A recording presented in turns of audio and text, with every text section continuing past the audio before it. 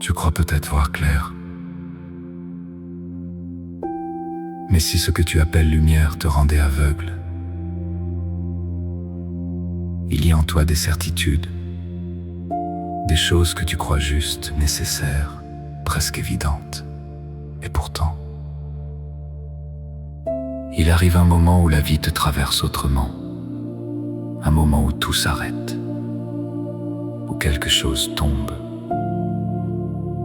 Comme cet homme Saul, lancé avec force dans ce qu'il pensait être le bien.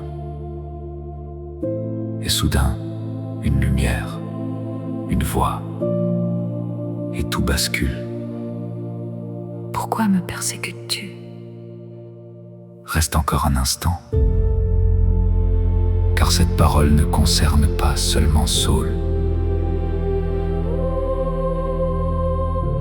Il y a en toi des tensions que tu ne comprends pas, des résistances, des jugements, des élans parfois durs. Comme si tu étais habité par une force qui te pousse, mais sans te donner la paix.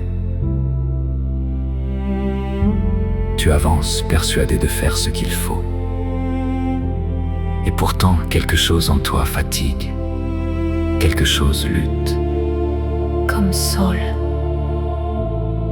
Il croyait servir Dieu, mais au fond, il ne connaissait pas encore le visage de Dieu. Et puis il tombe, non pas pour être humilié, Mais pour être rejoint. aveuglé, non pas pour être perdu, mais pour commencer à voir autrement. Ne pars pas maintenant. Car cette cécité, tu la connais peut-être.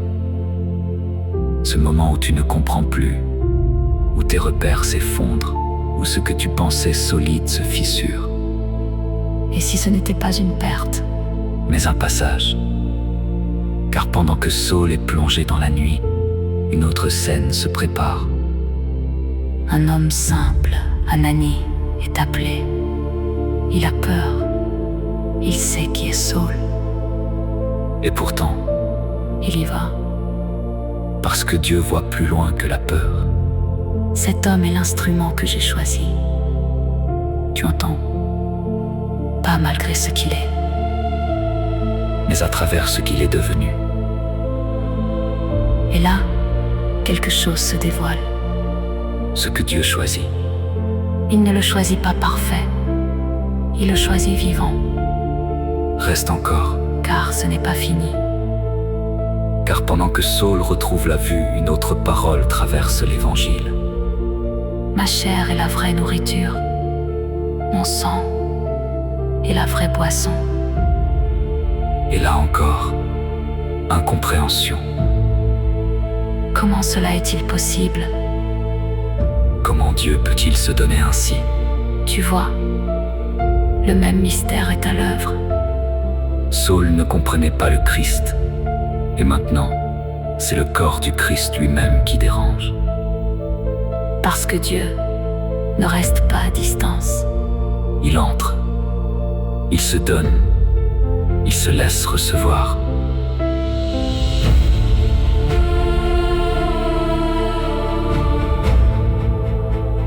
Mais écoute bien.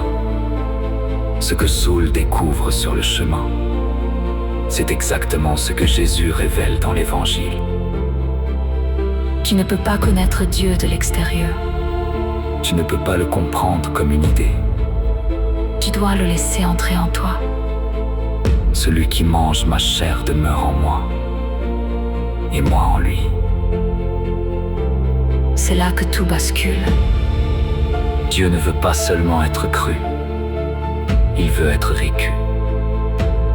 Il ne veut pas seulement être cherché, il veut être reçu. Et alors, ce que tu combattais peut devenir ce qui te fait vivre. Ce que tu refusais peut devenir ta nourriture. Ce que tu ne comprenais pas peut devenir ta lumière.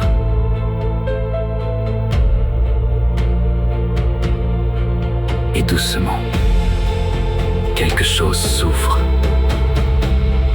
Pas une certitude nouvelle, pas une réponse immédiate. Mais une présence.